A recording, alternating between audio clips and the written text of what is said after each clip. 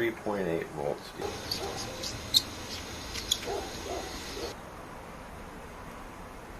Okay, that's not too bad. It's in the middle of the red, a little bit less than the middle of the red.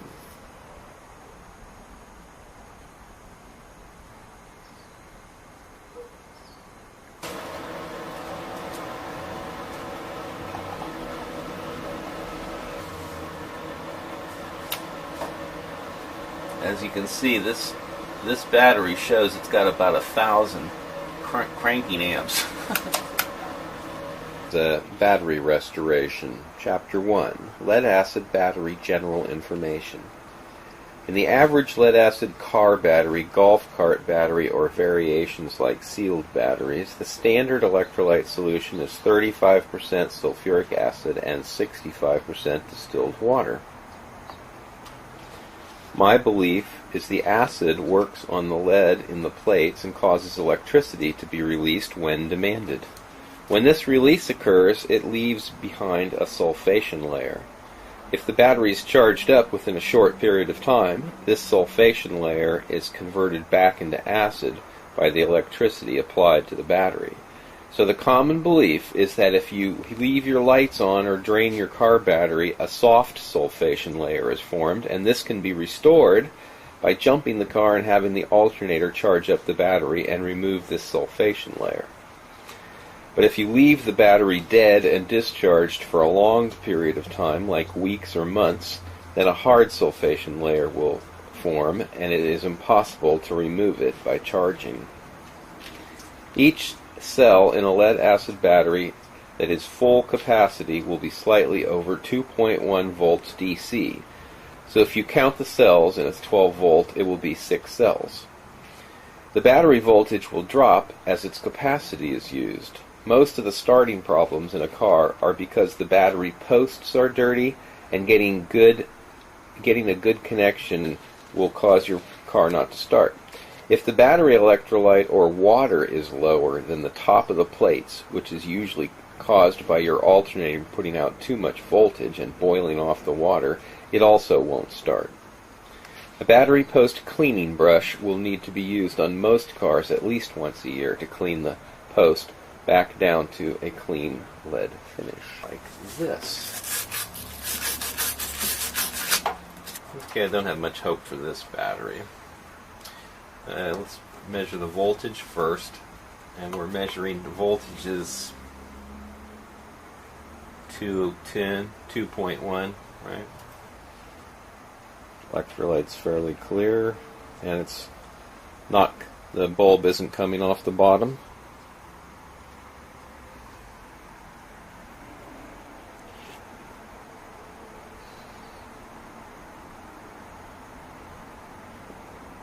There, it just came off the bottom slightly, but you can see it's not even close to being in the red.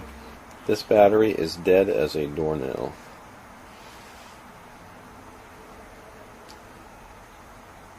The electrolyte looks a little muddy here. Chapter 2, Battery Assessment and Testing. The first thing to do when testing a battery is to have a good voltmeter and hydrometer. The multimeters can be had for around $20 or a little more at Home Depot, or $6 at Harbor Freight, and will be very helpful when diagnosing electrical problems in cars and with alternating current in homes. The hydrometers are less than $10. The one you're looking at costs $6 at the auto parts place. A battery can have the full 12.8 volts but have a low hydrometer reading indicating no actual capacity. Although if it won't start the car, you can tell it doesn't have the required capacity also. For restoration projects, it helps to be able to monitor the progress with a hydrometer and multimeter. First check the voltage, and then check each cell with the hydrometer levels, and clean the top of the battery and clean the battery post so you get a good connection with the charger. Look for cracked cases, bulged cases, indicating the sulfation has pushed the plates out and deformed them. Pop the caps off the top of the battery and examine the electrolyte levels. If the water is low, add distilled to at least a 1/4 inch above the lead plates. Voltmeter's running at 17.32 volts. Put it on the 40 amp boost rate, which is why it's so high. and it's only running in about 4 amps at this point. You can see it starting to equalize and boil the electrolyte off though, and some of the cells are not doing anything and others are starting to function. A lot of times it'll take hours and hours before you can start it to even get going. We're going to call it number 6. Chapter 3, Battery Restoration. A car alternator cannot restore a battery to full capacity because it cannot reverse sulfation, as its maximum voltage is usually 13.5 to 14.5 volts, and it's not enough to get to a state of equalization, which is around 16 volts on a 12-volt battery. Charging a battery up will not restore its capacity unless it includes an equalization charging. So a trickle charger, a 2-amp charger, or any charger that will not get the battery to 16 volts after extensive charging will have little effect on a hard sulfation, and as such will not restore the battery's capacity. There are 3 ways to remove the sulfation from my research, and they are as follows. 1. Battery equalization. This technique has been used by off-grid solar system owners for a long time to preserve the life of their expensive lead-acid batteries, some of which cost in excess of $3,000. I mean, for the whole battery bank it would be $3,000. If you had 12 batteries and they were $350 a piece, you'd be spending a lot of money on batteries. And considering their average life is 5 years, you do everything you can not to spend the money every 5 years. The charger or solar panels are applied to the battery to get it to the required voltage to start to see the cells gassing and boiling, which will be above 15 volts on a 12-volt battery. Of course, high voltages will push electricity into a lower voltage battery, and sometimes high currents will also be pushed in. This causes heat, and heat must be avoided. If the battery gets warm, that is fine, but stop charging and let it cool down if it gets hot, as if it gets too hot it can destroy the battery. The equalization will eventually get to the point where the voltage is high, but amperage is very low, like less than 2 amps, and almost no heat is produced. This process may be continued for many hours to get the best results. 2. The battery can have chemical additives like the old VX6 or the modern Charge It or battery equalizer, which are products that have aluminum sulfate or cadmium sulfate in them to cause the sulfation to be removed. I've used alum or aluminum sulfate. The last system for desulfation is using a high-frequency stimulator to remove sulfation from the batteries. Here you can see the infinitum that I have. It's got a red LED light on it, and when the battery voltage gets up above 12, then it turns to green, as you can see. I've had a couple of the $35 desulfonators using high frequency, and my impression is that they have little effect. Others have had good success with them. Initially, if the battery is completely dead and has sat for a long time, I would use a high amperage voltage charge to start it going, and it may take hours to get going. Any reading on the charger showing some amperage is being delivered to the battery is where it's going to be starting to charge. And you can see in this particular case, the charger has started to get up to 10 amps. If it won't take a charge, I would use jumper cables to a good known battery and start the charger charging for 15 minutes and disconnect it and see if it will start charging on its own. Some chargers won't charge a battery it can't see, and often it can't see a battery with less than 4 volts.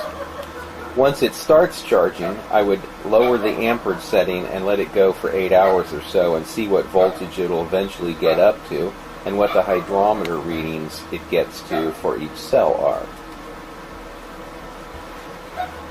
I would take my dead battery and charge it up initially to as high as it will go, and then do 2 cycles where I discharged it down to 10 volts and recharged it to get as much of the sulfation converted as possible.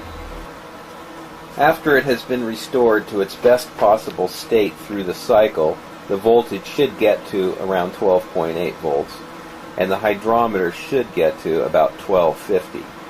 And a testing on the car will show if its capacity is okay or not. I mean, you should be able to start the car easily. You can see the Harbor Freight's fairly accurate. They're both 1691 and 1697. 6 here that was dead as a doornail is that it did not come back to life completely.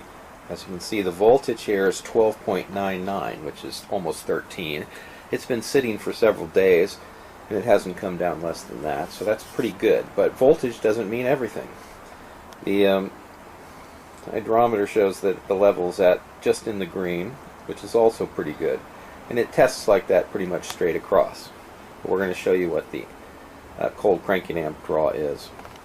Okay, here we have the cold cranking amp draw. As you can see, it's close to 13 volts, and when I put the draw on, it goes down to 200. Well, 200 is not going to start a car, ever. So it doesn't matter if the voltage is up at 13, you know, although it just took the surface charge off. But if it'll rest at 13, that doesn't mean anything. If the capacity isn't there, it's not going to start a car. You need about 600 to start the car. So this battery is not coming back. It's come back remarkably, considering it had nothing to start with and it sat for years. It has come back remarkably in that regard, but it did not come back enough to be serviceable as a battery. Battery here was from 04, August of 2004. We're going to load test it, sitting in the pile for a bunch of years. It's running at 12 point, looks like 3 volts, 4 volts, and when I put the tester on it, it's over 600 cold cranking amps.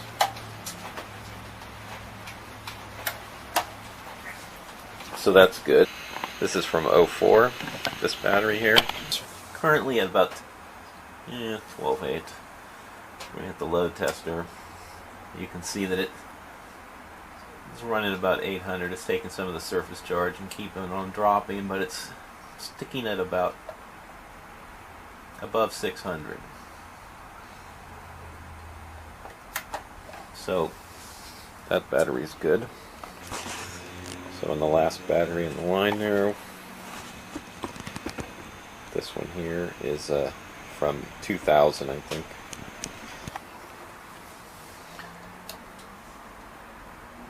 But you can see it's staying up at, well, it's dropping a little bit, but it's around 600. This is enough to start the car. Okay, and the interstate on the end, number 4 there. I'll load test it. It's dropping, it's just taking some of the surface charge off. But you see it has settled out, and it is still staying at about 900 cold cranking amps. So plenty of juice in that battery. All 4 of these batteries were restored from a junk pile where they'd been sitting for 3 to 5 years, and they're all around 2000, 2002, 2004. They're old batteries that started out life at like 3 or 4 volts, and anywhere from no hydrometer reading to low in the red. And they've all been restored to a battery that will crank a car from using equalization and sometimes Epsom salt and sometimes aluminum sulfate. So it's not impossible to take a battery that has a hard sulfation on it and have it come back to life.